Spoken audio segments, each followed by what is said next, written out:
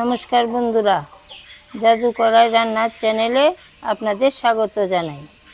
আজকে আমি বাড়ির গাছের পাকা কলা দিয়া মালপোয়া বানাবো। রেসিপিটা শেষ পর্যন্ত দেখেন, ভালো লাগবে। মালপোয়ার জন্যে কি কি উপকরণ লাগবে আপনাদের একটু দেখায় নিই।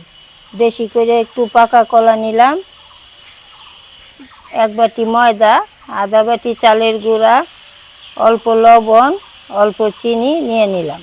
প্রথমে আমি চালের গুঁড়া, ময়দা, চিনি, লবণ একসঙ্গে মিশিয়ে নিব। একটু বেশি পরিমাণে চিনিও দিয়ে দিলাম। পরিমাণ মতে লবণ দিয়ে দিলাম। কলার খোসাগুলো ফেলাইয়া সবগুলা কলার এটার সঙ্গে দিয়ে দিব। কলাটা একটু বেশি পাকাই নিলাম, বেশি পাকা কলা দিয়া মালপোয়াটা ভালো হয়। সব কিছু রেডি করে নিলাম। এখন জল ছাড়াই সব কিছু একসঙ্গে মাইখা নিব। মালপোয়ার জন্য কলাটা একটু বেশি পরিমাণে দিলাম, তাইলে মালপোয়াটা খাইতে ভালো লাগবে। এটাতে জল দেওয়ার প্রয়োজন হয় না, কলার যে রসটা হয় তাতেই মাইখে নিলাম।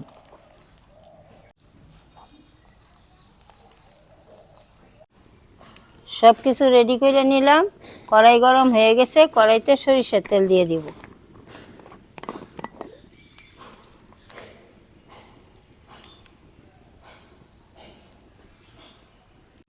আমি সরিষার তেল দিয়ে বানাবো, আপনারা চাইলে সাদা তেলেও বানাইতে পারেন। তেল গরম হয়ে গেছে, মাখানোটা ছোট ছোট করে দিয়ে দিব।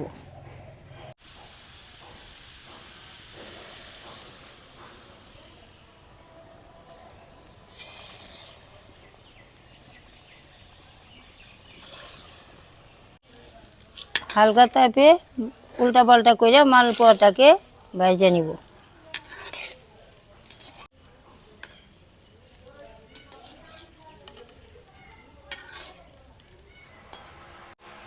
দেখেন মালপোয়াটা অনেকটা ফুলে ফুলে গেছে, লাল লাল করে ভেজে নিলাম। এখন উঠায় নিব।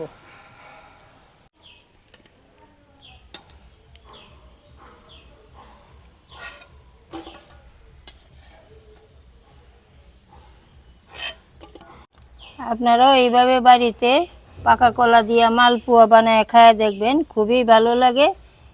এই মালপোয়াটা বাচ্চারাও খাইতে খুব ভালোবাসে। সবগুলো মালপোয়া হালকা তাপে লাল লাল করে ভেজে উঠায় নিলাম। দেখেন মালপোয়ার ভিতরটাও কত সুন্দর ভালোভাবে হয়ে গেছে। আপনারা এইভাবে পাকা কলা দিয়া বাড়িতে মালপোয়া বানায় খায়া দেখবেন, খুবই ভালো লাগে। চ্যানেলটাতে নতুন হইলে অবশ্যই সাবস্ক্রাইব করবেন। আবার দেখা হবে নতুন রেসিপি নিয়ে। সবাই ভালো থাকবেন।